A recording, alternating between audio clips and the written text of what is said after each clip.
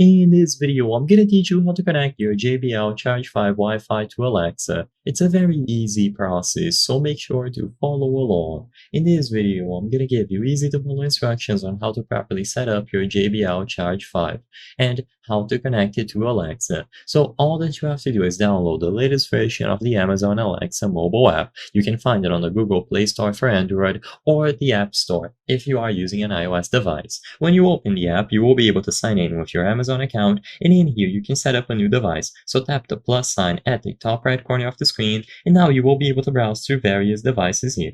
So you can just tap device and then read through the list. Eventually, you will be able to find your JBL speaker. So tap on it here. You will need to give it access to your location. So if needed, go over to the permissions, enable locations here, like this. And once this is done, you should be able to go back inside of the app and choose the option to use the JBL speaker. So as you can see, they are going to ask you if the speaker is powered on. If it is, just go ahead and tap yes. If it is not, you will need to enable it. And now you need to locate the 2D barcode shown for your speaker. As you can see, this is going to be inside of the device box on the quick start guide. All that you have to do now is tap the option to scan the code, and you will be able to use your camera to scan the barcode.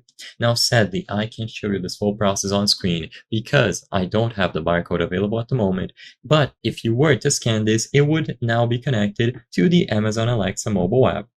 To my knowledge, this is the only way to properly connect it to Amazon Alexa, so you will have to scan that code. You can also connect it to the JBL One app and also the Google Assistant, but to keep it simple, I'm only going to be talking about the Amazon Alexa mobile app in here, and this is all you have to do to set it up inside of the devices here.